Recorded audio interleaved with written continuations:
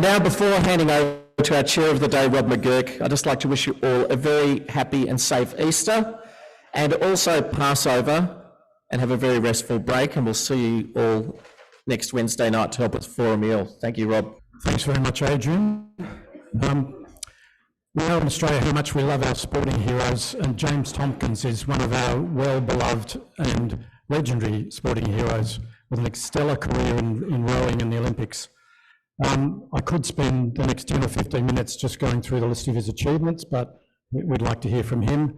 But it's amazing, if you go on Wikipedia, there's 2 pages of it. But not only that, he's had a career at UBS, where he still is, which the career's just expanded somewhat with the Credit Suisse arrangements. He's also a family man, and he was 2008 Victorian Father of the Year. And one of the most important roles I think he's taken on was when I was chair of YHA Australia. I asked him to become president of YHA Australia, and he agreed to do that, and he's still currently the president of YHA Australia. But so great, it gives me great pleasure to introduce James to you. Thanks, James. Thank you, and it's a pleasure to be here. Very short intro, Rob. I thought you could have, expanded a little bit. So I went to 6 Olympic Games, 3 gold medals, a bronze medal, 7 World Championship medals. I was on the IOC for 8 years. I won the Celebrity Grand Prix race twice, quite pertinent, and another first. I was the first person ever to be voted off Dancing with the Stars in Australia. And the Father of the Year award was interesting because that was in 2008, which was my last year. I went to the Beijing Olympics. So I won that award in 2008. I was only home for 1 month that year. So to get Father of the Year for 1 month, it was a bloody good month, I can tell you. So it was probably because I wasn't there, actually. But Rob wanted to, what was the title? Sport Making the Right Decisions is difficult. Something about making decisions and how hard it is and trying to balance everyone's interests. So I thought, Tony, I've got 20 minutes as opposed to your 1, so I'm going to go for it. I've got 3 areas that I wanted to talk about. One, and this is all around having been on the IOC and how the Olympics operates, which is amazing. One is around the new sports coming in. 2, around, or in particular, Belarus and Russian athletes competing and the decisions around that. And then 3, around transgender. So 3, in my time with the IOC, 3 fairly significant issues to try and balance and deal with. So the first one's new sports, and just a bit of context. So the IOC, which owns the Olympics and runs the Olympics, generates about $5.5 billion of revenue over a 4-year period. So that's predominantly through television rights, through sponsors, and they're sponsors that take a whole category, so a financial category, automotive category, IT category, so major sponsorship, and then secondary sponsors and ticket sales. So $5.5 billion over a 4-year period. About 93% of that gets distributed back to sport in 3 ways. 1, to National Olympic Committees. So there's 207 National Olympic Committees. And believe it or not, about 50% of those rely 100% on IOC funding. 2 is the international federation, so all the sports. And there's 35 odd sports in the Olympics. And again, more than half of those rely again on all of the funding out of the IOC. They wouldn't exist unless the IOC was actually able to generate money and put it back into sport. And the third one is host cities. So Brisbane, for example, Brisbane will receive between 1.8 and $2 billion US from the IOC to support them in hosting the Games. So people see the Games as this huge juggernaut and fantastic event, one of the few remaining global events that we have. They always say that the IOC member, it's full of largesse, and there's a huge amount of funding involved, but what they don't realise is that most, or 50% of the National Olympic Committees and most of the sports rely 100% on that funding to get them by. So, you know, all of that funding doesn't sit with the IOC, it gets, well, 93% gets distributed out. And the remainder, obviously, to help run the IOC offices. And that is one of the reasons why, well, golf and tennis came back into the Olympics.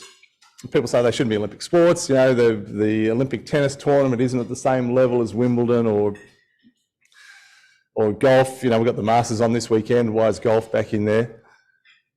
And it's a real balancing act. I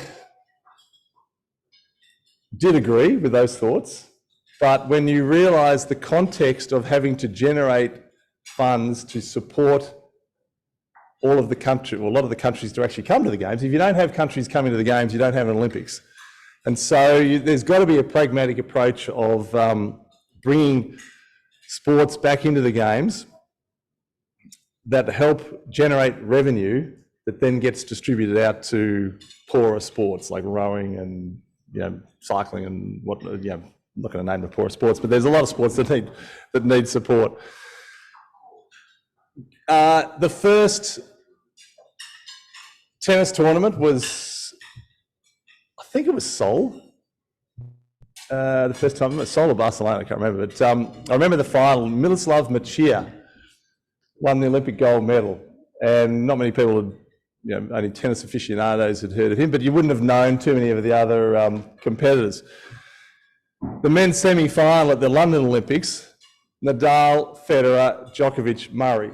So over that period, all of a sudden, and Andy Murray ended up winning the thing, and he, you know, it's one of the proudest moments of his career. He's had a phenomenal career, and the same with golf. Over time, that will, you know, people will realise, well, I've won all of these majors. It'd be nice to get the games to go. But the idea is that it helps with the revenue generation. So at first glance, you think, oh, you know, they're fully professional sports. It's not the number one event for those athletes. Why is it in the games? Well, maybe not, but there is another motive of commercial aspect around that. And then you look at the new sports coming in: surfing, skateboarding, rock climbing, breakdancing. Well, I know, you're rolling your eyes there, but I actually went to Mumbai to the World Breakdancing Championships and wrote the report for the IOC to get it included into the Paris Games. And it's a beautiful story. It's anyway, so the whole, I've got to be mindful of my time. Again, the whole idea is the youth of the world now and the urbanisation that is occurring. Sports need to be in city environments. Tony, I mean, you haven't left Collins Street for 40 years, so you need breakdancing, 3-on-3 basketball, rock climbing facilities on the sides of buildings to be able to participate in sport. Instead of asking people to go to facilities, bring the facilities into where everyone is, which is in the cities. And that's why surfing, not so much, but skateboarding, rock climbing, breakdancing, those sorts of things. And again, on the commercial side, a whole new demographic for the sponsors and for television rights to try and attract, which then, of course, 93% distribution keeps the whole movement moving forward. So really interesting to understand that context and the evolving of the new sports coming in and why that's happening, and which, you know, you talk to the television rights holders and the marketers to have that really young, extreme sports demographic all of a sudden to be able to market to. They're going, this is fantastic. Now we're getting, you know, traditionalists and new generation. Very similar to the Winter Games. You would remember when snowboarding came in, so you've got the traditional alpine events, but that huge audience that loves the snowboarding events, Scotty James we were talking about, you know, all of those extreme events, just the television audiences, sponsors, everyone loves them. So interesting bit of context there. So making good decisions, balancing up the commercial aspect as well as what is traditional sport was one of those things. Now, one of the other areas that I'm going to touch on is the notion of penalising athletes when a government or a governing body makes really poor decisions. And it's hard. Because on one hand you want to send a message, but on the other hand, in the Olympic Charter, sport is used as a tool for peace, for bringing the world together. So, you know, I was over in Sochi when we had the drugs issue, not only of Russian athletes doping, but the Russian doping authorities helping Russian athletes dope. So you've got both, the athletes and the authorities. So terrible, terrible situation. But the IOC took the approach that you can't, for all of the Russian athletes doing the right thing, and they had to prove that they were training offshore for the last couple of years and they were being tested by other countries' independent testing authorities, so proving their innocence. How can you penalise those trying to do the right thing with a blanket ban? So the IOC took the view of, if you could prove that you were clean, you could compete under a neutral flag. With the Russian invasion of the Ukraine, initially it was all Russian, Belarusian athletes were banned. And then there was a change of thought, and it came back to that notion of using the games to bring the world together, for peace, you know, using sport for peace. And you look at the Olympic Village where you've got Muslims and Christians side by side, you know, whatever, race, colour, creed, you've got everyone in the Olympic Village and you're all there for sport and there's no issues whatsoever because you've all got a single focus on one thing. And all of those barriers mean nothing. And that's the beauty of the village, and that's the example that the IOC are trying to make to the rest of the world. So blanket banning athletes who don't have any say in what their governments are doing is pretty tough. So again, allowing, and it's, you know, it is very controversial, and a lot of countries are taking stances against the IOC, but if you're banning athletes from attending the games, how is that bringing the world together? How is that helping the athletes actually coming together and talking about things and potentially going back to their home countries and speaking up? So again, really, really difficult decisions to make, and the nuance and context is really, really important to understand. And that then brings me on to, and we're going to have questions after this, so far away, then the whole transgender issue.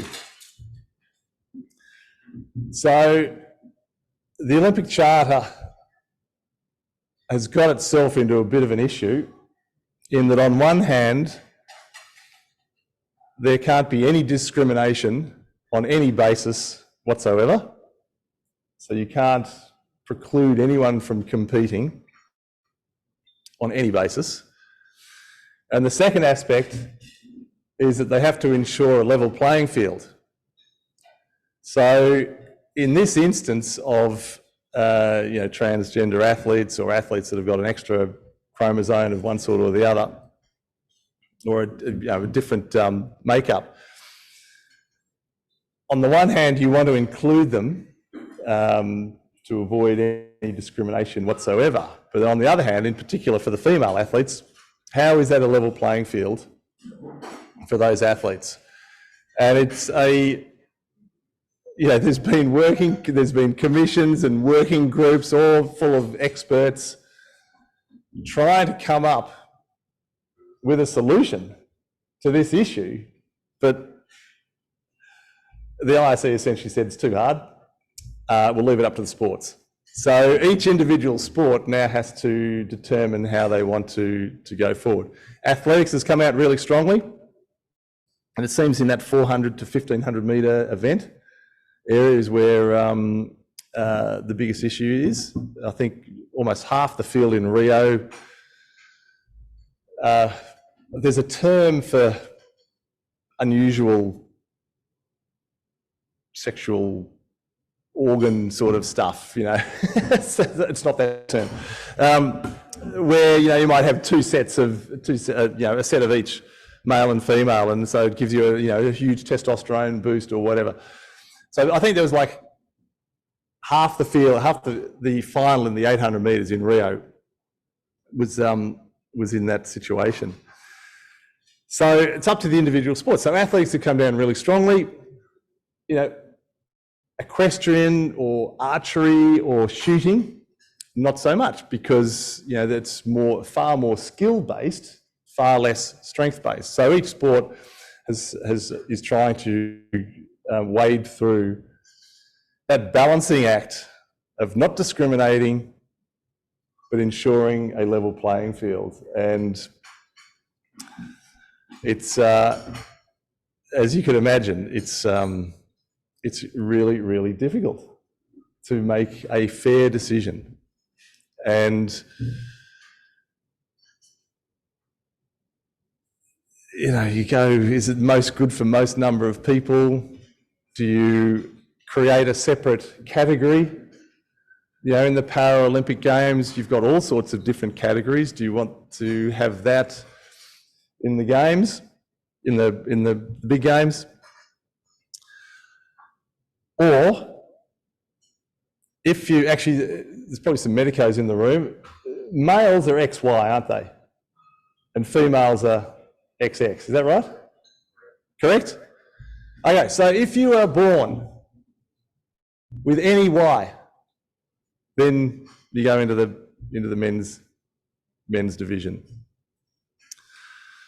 Whether that's fair or not, I'm not sure. Then there's the notion of reducing testosterone. You have to, now for the athletics, you've got to prove, you have to show that your testosterone level is below 5 millimoles of something or other for the last 2 years. That's fine. It's still a very elevated testosterone level. But what about that person going through puberty, muscle growth, bone density, all of the development with more testosterone in their system? How long does that effect actually last? Does that carry over? Does that keep carrying on, that training effect, as they're growing and developing with those aspects? So for my 8 years on the IOC, having to deal, well, one, the inclusion of new sports, that was really interesting and fun, and because that it's only improving the spectacle and the product and the opportunity for athletes. But the other two, penalising athletes when they don't have any say in what their government is doing, is that fair? And then trying to create a level playing field without discriminating against athletes. So it's very, very difficult. So when Rob asked me to talk on sports making good decisions, whether they're good or right, I thought those three aspects were some critical areas, especially the last two, critical areas that cause a whole lot of conversation. But having said that, I should finish on saying that the Olympic movement is in very strong position. And if you get a chance, and Chris, you haven't been to a Games, which is appalling. Just 2032 up in Brisbane will be absolutely phenomenal. Absolutely. Yeah, we'll be up there. I'll see if I can I'll squirrel away a ticket for you. But and the Brisbane Games. So, and to finish off, now host cities. Obviously it's very, very expensive, but host cities are now looking to use the Games as a catalyst to building infrastructure. So the mayors of southeast Queensland realised that by I think it's 2040, there's going to be another 1.6 million people living in that area. So huge population growth. And you know that on the Gold Coast, the infrastructure is horrific. You can't get around, the roads are terrible. So they thought, what is a good catalyst to drive infrastructure? I thought, well, if we host the games, they've got to improve the roads, they've got to put fast rail through, connecting Sunshine Coast, Brisbane and Gold Coast and Ipswich inland, so that sort of T section. So now it's, you know, in Brisbane is a classic example of the legacy of the games will bring, one, sporting facilities and community facilities for a growing population, but also the underlying infrastructure just for everyone that lives in that area. And so it's sort of a new model going forward.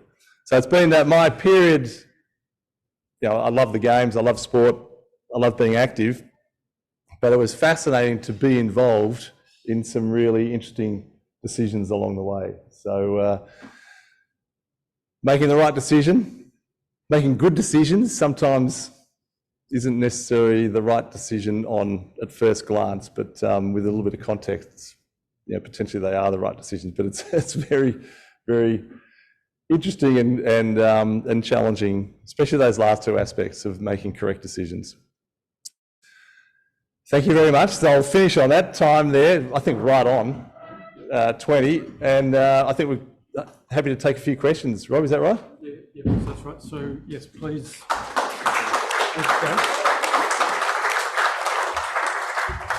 Thanks very much, James. Yeah, challenging time even in our societies making decisions at a local level, let alone you're making them at a global level, which is also subject to scrutiny, cross-examination. So 8 years on the International Committee and also 10 on the Australian Committee too, yes, I think has been quite an amazing time. So yes, please state your name before asking the question. Thank you. Just while I walk over to David, Bernie McIntosh, Rob mentioned so many things that you've won over the years, but talk us through the losing of the Dancing with Stars. How did it go? Well, I just got off the plane from Athens, and we won in Athens, and I was met by a representative of the show saying, we want you to do this, and I'd never heard of the show. Thought this sounds so lame. And I kept on saying no until it was really worth my while to say yes, because the fee kept on going up. And it turned into, you know, a bonanza of a show. I did two dances. First, I was partnered with a very short dancing partner, so I think that was part of the visual joke. But my cha-cha was outstanding. Second top marks, but my quick step was appalling. And it's very hard to dance with someone down here when you to keep your top line level, I've got to say. And I was marked accordingly. And my wife and family didn't realise you had to vote to keep the person on. So not even they were supporting me, for goodness sake. So I was devastated though.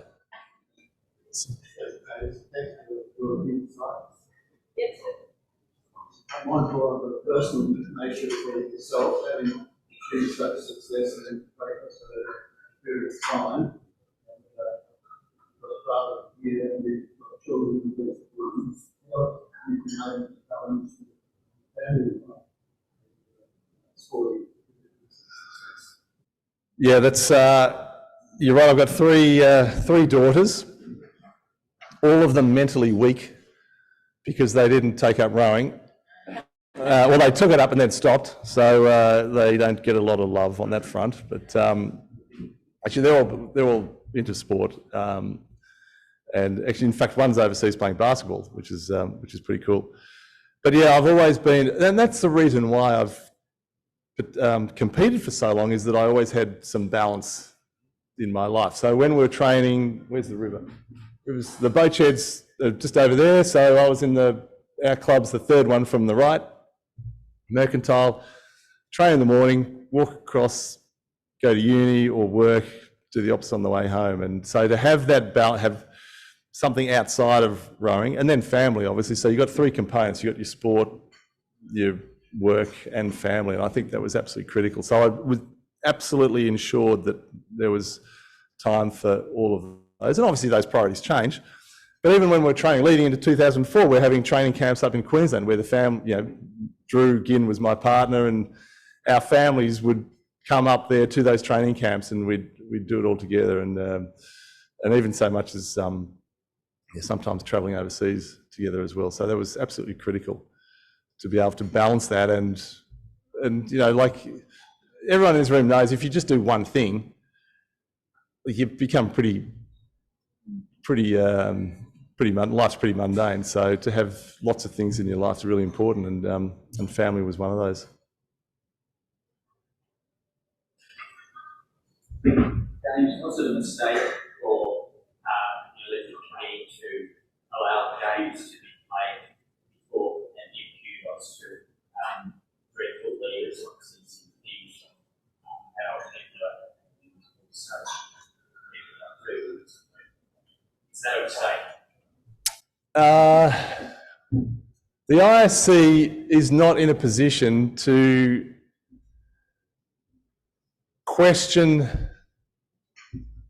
countries and be the arbiter on how those rulers rule. I mean, obviously there's a human rights issue, but how those rulers rule. They're not the United Nations or a power that sits above federal governments, states.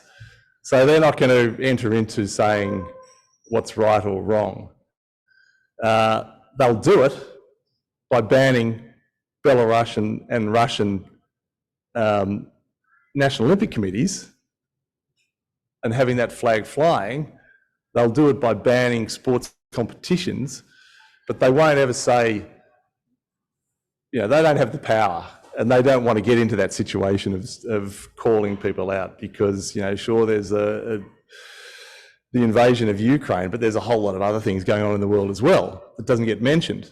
So if they go down that path, do they have to start scoring every single government, every single leader? It's you can't do it. Can't do it. James, Philip, question on the transgender. I noticed with the National Cycling Championships in America, they had male, female, and non-binary. And so my question is it going to be the world governing bodies of a sport that will make the decision how they do it, and the Olympics will IOC to follow suit, or will the IOC ask for suggestions but then make their own decision? That's a very interesting one that I haven't thought about, actually. Yeah, because if the governing body says we're going to have three classes, feed that back up to the IOC, but then again, it's you don't want the tail wagging the dog, but that's just another layer of difficult decisions to make. That so the IOC have handed over that decision to the sport. The sport's come up with that solution and fed it back up. So I don't think they want to get to, so then you've got transgender, then you've got the Caster Semenyas of the world, and you've got other athletes with other medical conditions. Phelps, the swimmer, who's got Marfan syndrome, massive lungs, super flexible joints. That's a massive advantage for him. So do you go, okay, well, that's a condition that not many people have, so does he have an advantage? So do we need to create a category there? So I'm 6'7", great physiology. Should I have a category under 6 foot basketball? Like it's, you can just keep going and going and going. So I think the KISS principle is important to bear in mind. But interesting point of view. James, thanks for remembering my bit. Short as it was. Paul Cordes did an extra say on the Paralympics, and it just struck me watching that there's they call it gaming games. Any comment on that? I saw that, and people trying to take advantage and have more of it was along the lines of having trying to get more of a disability to put them into another class with it. Yeah, so unfortunately, a very small population will always try and do that, whether it's doping or those circumstances, or in general life trying to get ahead by unfair means. And so it's just education, monitoring, having peers call that stuff out. I think peer pressure is very big on that part. But yeah, I don't think you're ever going to get rid of people trying to cut corners, unfortunately. But yeah, happens all over. Anyway, I'm getting croaky. We're 1 minute to 2, so time's up. Yep. Thank you very much.